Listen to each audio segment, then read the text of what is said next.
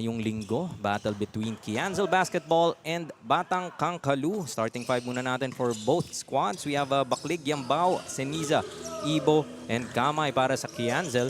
Samantala naman for the guys in orange, Lauzon, Vidal, Amante, Tang, and Buenaflor.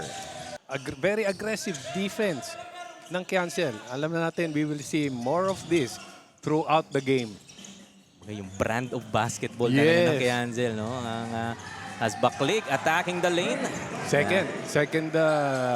Second time, same result. Lauzon naman na atake. Goes to Vidal. Baseline jumper is good. Batang Kangkalu, first 2 points. Ito nga, tingnan mo, just to set up their offense, just 10 to work with on their shot clock. Ako'y napapagod sa rotation ng mga gwardiya yung pag nag-close out eh. From the double, rotate. So kailangan, ano na siya, yung system niya, hindi na yung normal na system eh. Which is mag-uusap na lang kayo, communication with all the players, kung sining re-recover. Nag-iiba eh. So there are times na tingin mo nakatao-tao sila. Pero once na nagkaroon ng first pass, yung kanilang opponent, nag-iiba yung depensa, yung rotation, nagiging zona kagad. As Seniza attacking the lane and gets the bounce. 6 points for Kianzel and same result lang, same play. For them getting that 6 points. Amante, pupukol sa labas. Short. Yambao goes to Baklig. Ang bilis ng dalawang guardian to. Takes it all the way. Huli ni Amante but there to clean it up. As challenge there was Buenaflor missing on that layup. 8-4, 4-point lead here para sa Batang Kangkalu. Make that 6 after that Seniza attack. Takbo kagad sa kabila. Vidal sidestepping his way through. 5-point lead now para dito sa Kianzel. Yung sinabi mo nga kanina, no, Kianzel lost against San Juan because of merong height advantage yung San Juan. At sinabi mo nga rito, itong Batang Kangkalu, medyo maganda yung matchup nila. Okay. Tingnan mo naman, naging Oo. Tinama yung score, naging 71-8. Tinamaan lang yung monitor. Okay, panalo na po ang Kianzel dito. First quarter pa lang, nakikita niyo yung score. 71-8. At naging 73 na. Hirap na mabulin to. Ayun, ano. Baklig, pulling up for 3, way off. Baklig didn't wait for his teammates anymore. Took that outside shot. And yun talaga, umaasa na sila talaga doon sa trapping.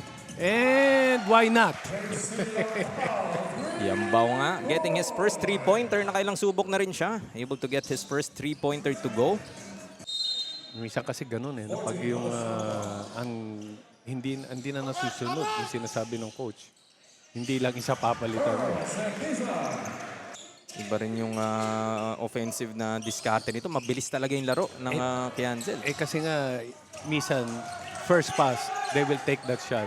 Pero that was a good shot for Batang Kangkalu. Sabihin ko sana inside the court, pero inside the paint na eh. I like that. No? Six-man na talaga. No? Yung intensity ni Coach Mark, yung passion niya about basketball. Look at that. Ayan na naman si Kamay. Unoffensive and a putback on Kamay. And he can feel it. Ayan, no? Kausap ko nga siya kanina. Sabi ko, 20 rebounds ulit. Sabi ko sa kanya. Grabe nung nakaraan, no? Parang yung stats niya, parang points. At the nose for the ball. It's Vidal. Drops it off to Miranda. Looking for that end one. Kung ano din talaga, may pedigree. Mga anak mo din, Coach Benji, di ba? Talagang, maybe the genes do help talaga in having that basketball skill. Miranda lilipad against Kamay. That was a good, honest defense from Kamay. Pero ito nakagawa ng paraan para maiwas yung tira mo. Last shot now for Kianzel. Seniza, ibabato na lang. Would have counted. At dyan na nga matatapos ang ating first quarter. 22-18, a 4-point lead. Mounted here by Kianzel Basketball. Magbabalik tayo with the second quarter sa ating PSL. Parang ang galing ng anticipation nila Kamay going to the reverse, extending this lead now to 6, 24 to 18. And if you're Batang Kankalo, that's not what you want, giving Kamay his momentum. Kasi kapag naka-score to, ginaganahan, dire-diretso na yan. Steal from the backcourt, Siniedo gets an easy 2. At ayun, nakikita ko na kagad, after that turnover, tumawag, bumunot na kagad si Coach Mark. Ayaw niya maulit yung ganun. Pagka yung nagkakamali din eh, no? Oo, kailangan palit ka na muna, baka dumoble. That time, yung sundot, mga pipituhan. Hindi niya na inaantay yung player. Lumabas eh. Ako na Ako lalapit. papasok, ako lalapit sa'yo. Ay, makinig eh. Heronica for 3. Another miss. At second chance points na naman, madadagdagan dito. But was Golyoso para sa Kianzel. Siniedo sidestepping his way through. Off-balance shot, gets the bounce. Yun na nga ang ginawa ni Tang, pero Pero si napigilan. Kamay na, oo. Pass ahead to Seniza, finishing with the left. 11 points na para kay Seniza to begin this ball game. Yung timeout nga muna ang itatawag dito ni Coach Gabby para sa Batang Kankalo. Team is still trailing by 6, 28 to 22 as we look at that layup by Seniza. Pang-jogging lang. Magbabalik po ang inyong Pilipinas Super League. Kung kukumpara mo dun sa napanood natin sa San Juan na talagang may distinct na height Iba. advantage Oo. dito. Ang mas match in terms of height and speed. Yun nga yung sinabi nating height and speed. Eto nga, hindi naman masyado yung height. Yung heart naman nito ni Yung Kamay, heart, yung totoo pinapakita yun. nito ni Kamay, lumilipad na naman. Yung sinasabi ko, if you're a coach scouting for a player, you won't miss this guy. Kung meron kang ni-scout na iba, ito yung mapapansin mo. Still 5 and 45 nalalabi sa ating pangalawang yugto. Seniza going one-on-one, shaking and baking. Oh! That was ano tawag doon? Nag-shake. Corner 3, that's too strong. Tumaagaw dito ni Flores. Balik sa Kankalong bola, still trailing by 7, 32 to 25. Inside basket, brought to us by Siniedo. 6 na puntos na para sa kanya. 5 seconds to shoot, maiipit, but off the glass, too strong. Sayang, Kamay was open at that time, hindi lang nakita. Miranda, bibitin pa, may kasama pang foul against Cruz. Basket will count para kay Miranda. Good decision coming from Miranda. Nakita niya na yung may advantage siya. Yung speed, height, and strength. May dila pang ang kasama, Coach Benji. Alam niyang may advantage siya in that instance. Delikado yun, yung mga ganyang Michael Jordan, nakalabas dila. Kung tamaan ka sa baba, no? Putol. Putol ang dila. Palitan muli dito for Kianzel now just with a 3-point lead. Miranda nakaago na naman in a finger roll. Si Miranda, pag tumalon, parang talagang todo. So masyado namang aggressive in Yan that defensive instance. Foul tatawag sa kanya pero nababa na nga niya ang kalamangan dito ng Kianzel to just 1. So once again look at that. Nakadila na naman, Coach Oo. Benji. Nakaka-recover yung kanilang depensa sa loob. Actually, yun yung magandang naging adjustment nila, yung sa pag-recover at rotation nila sa depensa. Vidal, he will attack against Kamay. Pounding his way through. Hawakan mo kasi, sabi ng official. Ako mabuti. Kaka-error ako. Inabot na talaga. Oh! Yun, another knockout play. Amante naman, makikinabang dito. Backlig will go one-on-one. Kicks it out. Baseline J. Can't get the bounce. Tingnan mo naman yung battle in the inside. Flores attacking 4 white shirts. Reset to Lauzon. Matatapik. Flores ulit makakakuha. Open for this jumper is Vidal. Gets that to go. Amante aatake. Off the glass won't go. Vidal na naman makakakuha. Block by Kamay. At mauubos na ang ating oras dito. But Batang Kankalo able to take this lead now. 37 to 32. Favor of Batang Kankalo as we look at our move of the day. This reverse coming from Kamay. Not showing us not just his rebounding prowess, pero yung kanyang offense rin. And, he need more of that in their bid to try and come back from this 5-point lead. Second half sa pagbabalik ng inyong Pilipinas Super League. Si Baklig, no? Medyo maalat pa to begin this ball game. Far cry from his more than 20-point average. Seniza comes up with his steal. Foot race. He will finish on the other end. Yun lang, pag nagkaroon ng advantage dito sa transition offense, nauna ang mga guardian nitong cancel. Ang hirap ng abulin. Seniza now with 15 big points. Ikot nila. Amante driving baseline. Takes it to the reverse. Masyado malalim. Seniza muli. Siya na naman ang atake. Sa kabila naman kinuha. Ang hirap na, no? You're dribbling the ball, nakasprint ka, tapos mag-iisip ka kung anong gagawin mo. Dalawa yung bumantay. Nilusutan mo yung isa, may isang sumag, kailangan mo lusutan ulit. Seniza picking up where he left off dun sa ating first half. Amante. It's that 3-pointer to go. Napatingin pa siya sa kanyang kamay, Coach Benji. Tiningnan, ano? Anong meron? Bakit kita na-shoot? 4-point lead pa rin para sa Batang Kangkalu. 40-36. Exactly 8 minutes remaining in our third. Seniza, pinasayaw na naman. Kicking it out this time. 3-pointer from Baklig. Gets that to go. And ito na, baka dito na magising yung opensa ni Reed Baklig. Mahirap mabigyan ng ganyang klaseng kumpiyansa itong si Baklig. But, still a good start here para sa Kianzel. Able to bring this lead down to just 1. So Vidal extending it lead once again to 3.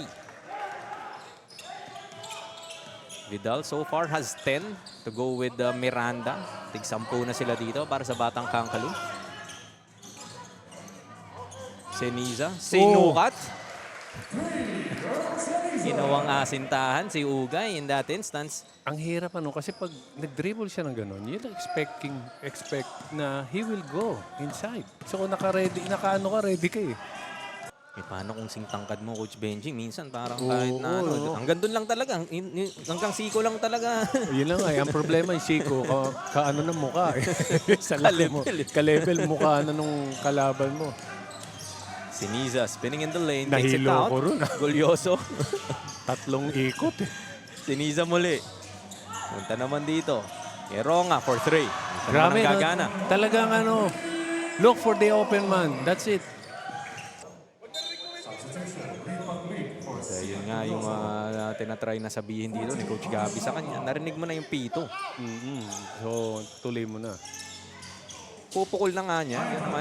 Hindi naman pinahiya. Pero pinagalitan ni Coach. Oh. Wala ka mo narinig dito. Bakit mo tinira? Pero na-shoot naman, Coach. Dahil they'll be in the penalty. 3:57. Baklig. Napakahirap na tira nun. So itong Batang Kangkalu is in the penalty now. Miranda goes to Salinel. Another jumper and another conversion. Flores, floater. That's good. Tabla na naman tayo at 52. That's a good shot. Hawakan na nga lang din na muna dito. Last 9 seconds. Buena floor. Spinning. He will lose it to Baklig. Yan lang yung problema kasi masyado siyang malaki. Seniza takes it all the way. At mauubos na ang ating oras sa ating third quarter. Mahirap ganun yung height mo tapos mag-isolate ka. Point guard yung nasa harapan mo. Ito nga, Seniza ang tatapos na ating third quarter, extending this lead to 3, 55-52. Magbabalik po tayo with the fourth quarter sa ating Pilipinas Super League. 5 seconds on the shot clock. 5 seconds to shoot. Go to Yambao for a 3-ball. Narinig yun eh. 5 seconds to shoot. Sabi niya masyadong matagal yun. Gusto ko na kaagad. Oo. Yung fourth quarter. Number 46, Anjo Hilonga. Off that inbound, agarang pinukol ni Yambao, getting his second 3-pointer of this ball game. Miranda atake. That was a good move from Miranda. Mahaba rin kasi itong si yung galamay nito si Miranda. So both teams medyo hirap pang makascore dito sa ating fourth quarter. Medyo nakikita na natin yung pagod pareho dito sa koponan na to. Batang Kangkalo just played yesterday. Pero hindi yata. Mali ako. Wala namang problema, sabi ni Salvio. Oo. Miranda ahead, fakes, beaten. Great defense there from Ceniza. But the second chance, hindi naman sasayangin ito ni Miranda. Ito na, they're now leading by 1 point. Oh, an open transition offense. Gandang hanap doon to Ceniza. Talagang dito sa game na to, parehong game, hindi ka pwede mag-relax eh. Especially, ito na, less than 5 minutes to go. Miranda pulls up. That's good. Ceniza at Miranda nagsasagutan dito. Oo. Salvio calling the thumbs up. Seniedo driving baseline. Goes to Tang. Long jumper is good. Well, for cancel, that's the shot you want Batang Kagalo to take. Pero it's a good thing na-convert naman ni Tang. 63-60 now. 3-point advantage para sa Caloocan. Ceniza will attack. He will Nako. lose the basketball. Miranda running this 2-on-1. Looking for that foul. But able to convert still. Holding on to his right hamstring though. Kaya lang nasa possession ng cancel eh. Sa ganitong kadikit na laban, yung 5 points na yan, talagang malaking bagay na mabuo mo. Make that 7 now. Salvio extending this lead. 9 seconds on the shot clock. Itong cancel, napako sa 60 yung kanilang score. Hindi na nadagdagan. Hinalat nga sila dito despite several opportunities. Ceniza goes to Yambao. His three-pointer. Second three-pointer in the quarter. Third for the game. Need more of that. Yes. So Yambao nga already has 9 points in his name. Kaso bawi ka agad. Salvio. Letting that three-pointer to go. So lumalaban. Itong nagpapalitan ng score pero Yambao missed that outside shot. Ceniza atake, masusundutan. Tuluyan ang maagawan ng Kianzel. Ahead of the pack is Flores, but Salvio decides to take it all the way. Salvio now extending this lead to 9. Yambao muli, another three-pointer and another conversion. Third three-pointer para sa kanya. Yan, pilitang humahabol dito ng Kianzel, 72-66. Two-possession ball game. If ikaw ang Batang Kangkalo, gusto mong magubos na lamang ng oras as much as you can. Salvio, binawi na naman! Ice in his veins, sabi niya. Kangkalo will try to just hold on to this basketball, 75-66. Actually, they don't need to take this shot anymore. So, at least last 4 seconds. Ito na yung kakampi nila in time. Drop pass to Amante. Siyempre, bigyan mo na ng 2 puntos ang iyong birthday boy. Matatapos ang ating ball game. Batang Kangkalo will win this ball game 77-66. Building that momentum na kailangan nga nila heading into that matchup against USD to decide who will win sa ating, who will get the